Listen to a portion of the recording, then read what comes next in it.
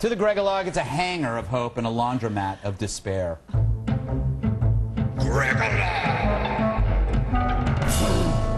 All right, so you've probably seen that video of those two black girls beating a woman at McDonald's to near death. It's the worst thing I've ever seen, and I saw The Last Airbender. The vicious attack went on forever, mainly because all the creeps nearby just egged it on. The victim ended up in convulsions with a loathsome employee aiding the culprit's escape. Now, the good news is the victim, Chrissy Paulus, although bruised and battered, seems pretty good. She seems all right. Here she is discussing what happened. A guy approached me, asked me how I was doing. So I said, not now. I went to go use the bathroom. Come back out, the girl spit in my face, and she approached me. She said, are you trying to talk to my man? I said, no, I didn't even know that was your man at all.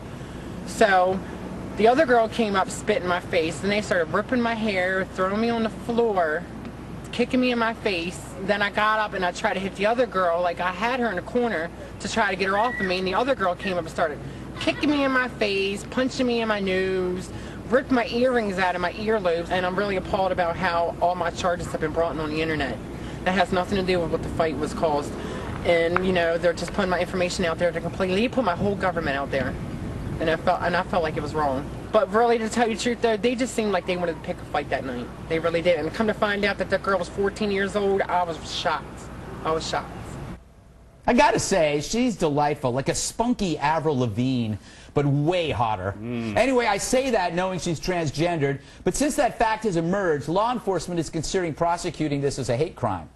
So wait, you're telling me it wasn't a hate crime before you knew she was transgendered? A white lady is viciously beaten, but adding the alt-gender component somehow makes it worse.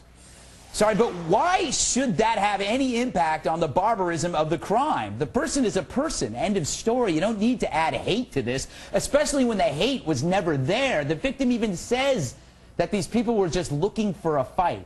Fact is, like many modern crimes, this one was driven by callousness. More chilling because neither hate or love was around.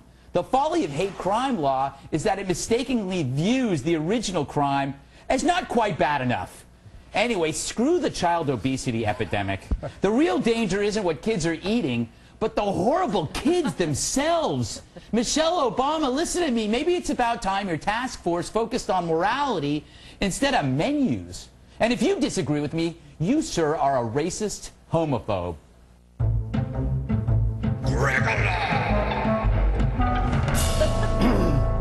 Michael, good to have you on the show. Thank you for having me. I've been waiting. I've been waiting 17 years for this, and the show's only been around for 4. I love this woman. I like her clear-headed appraisal of this.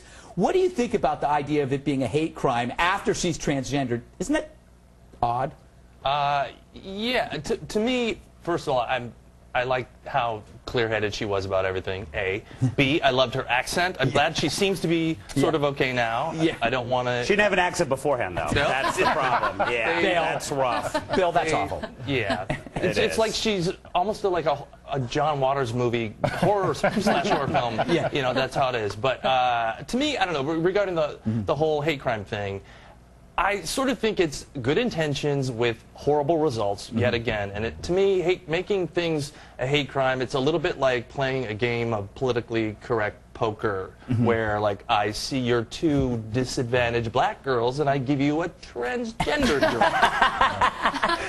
I want to play that. That is absolutely right. Awesome. That is absolutely right because without the transgendered woman, you couldn't beat the 2 disadvantaged black girls. You know, first off, I do think that this is the type of thing we all expected from an Arby's or a Hardee's crowd, not a McDonald's. Thank you. And also, I'm pretty sure that the girls worked off the total calories of that meal, the Happy Meal that they had just had. But yeah, hate crime legislation is bad because we don't need to give cops or law enforcement more reasons to pry into people's minds and to screw with people. Yeah. I mean, you see it out there. I mean, you know, they should be arrested and tried for beating somebody senseless. Yeah. And let it go at that. Yeah, that's my whole point. And I don't think there's anything worse than what those people did to that poor person. And to say that, oh, no, it's worse now because we found out more about it, that just disgusts me for some reason. Right. No, the beating was one of the grossest things I've ever seen. It's the most disturbing on-air performance by a black woman since Precious. Wow. But I must say, every one of the topics tonight, and I want to thank you for this, Greg, hits a topic of one of my books. And if you had a president... story, we would have all of my topics. Guilty right here. Your poker is exactly right. You have to have a certain victim status to have clout, and the more victimized you are, the more power you have in America. So people are always grabbing on to some sort of victim aspect. So because you get death threats. I mean, Bill was giving you one just earlier. Right. She wasn't returning my emails. No, but and so you would never go like enhancing with hate crime legislation if somebody said, hey, you know, I hate you because you're blonde, I hate you because you're conservative, etc. No, of course not. You would just prosecute them for the crime. Oddly enough, yes, because my thought is if you go into what someone thinks about blondes or conservatives, you're getting into First Amendment territory. And literally in some of these cases, they've gone in and looked at what books they're reading.